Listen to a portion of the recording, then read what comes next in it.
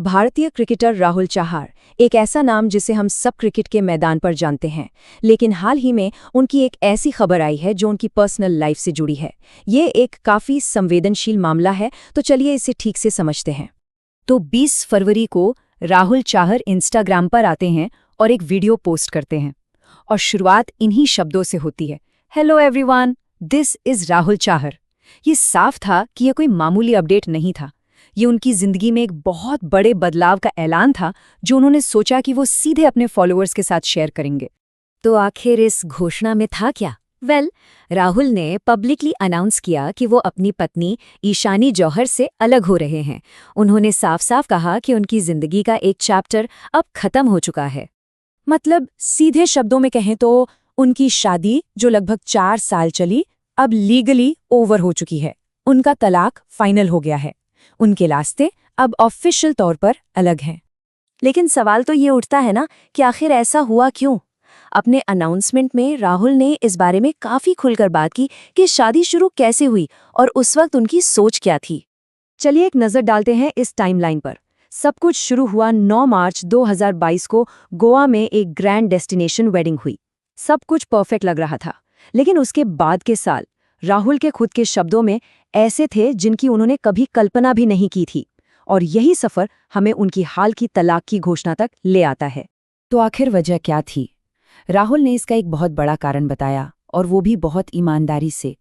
उन्होंने कहा कि उन्होंने बहुत कम उम्र में शादी कर ली, मतलब इससे पहले कि वो खुद को समझ पाते, अपनी वैल्यूज़ को पहचान पाते या ये जान पाते कि वो लाइफ से चाहते क्या हैं। उनके हिसाब से शायद यही उनके रिश्ते की मुश्किलों की जड़ थी। और ये सेपरेशन सिर्फ एक म्यूचुअल डिसीजन नहीं था, इसके पीछे एक लंबी और मुश्किल लीगल प्रोसेस थी। चलिए अब उस 15 महीने लंबी कोर्ट बैटल की बात करते हैं जिसका जिक्र उन्होंने किया। 15 महीने, सोचिए, इतना लंबा वक्त।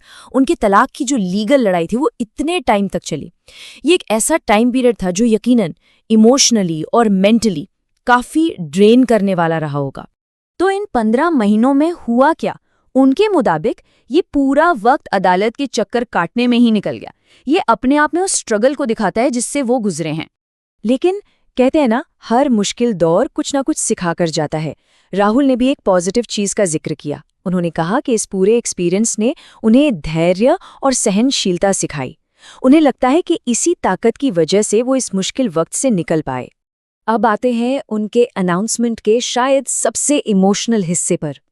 सॉल्यूशन तो मिल गया, लीगल मामला सुलझ गया, लेकिन इसकी एक कीमत चुकानी पड़ी। तो आखिरकार वो लंबी लीगल लड़ाई खत्म हो गई है। मामला अब ऑफिशियली रिजॉल्व्ड है और अब दोनों ही अपनी अपनी जिंदगी में आगे बढ़ सकते हैं। और ये लाइन पूरी कहानी का सार है। राहुल ने साफ कहा, जिसके लिए मुझे काफी बड़ी कीमत चुकानी पड़ी। उन्होंने ये नहीं बताया कि वो कीमत क्या थी, लेकिन ये एक सेंटेंस ही उस गहरे पर्सनल सैक्रिफाइस का एहसास दिला देता है जो उन्हें इस सोल्यूशन के लिए करना पड़ा।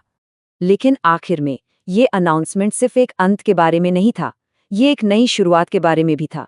चलिए देखते हैं कि उन्होंने अपने फ्यूचर को लेकर क्या कहा। इन शब्दों के साथ उन्होंने अपनी लाइफ के इस चैप्टर पे एक फुल स्टॉप लगा दिया।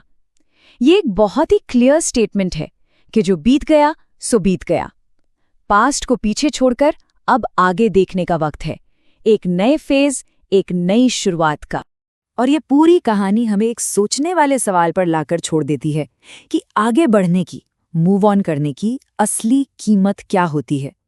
जब कोई इंसान इतने मुश्किल दौर से गुजरता है तो उस सॉल्यूशन तक पहुंचने के लिए उसे क्या-क्या छोड़ना पड़ता है? ये एक ऐसा सवाल है जिसका जवाब शायद हर किसी के लिए अलग होता है।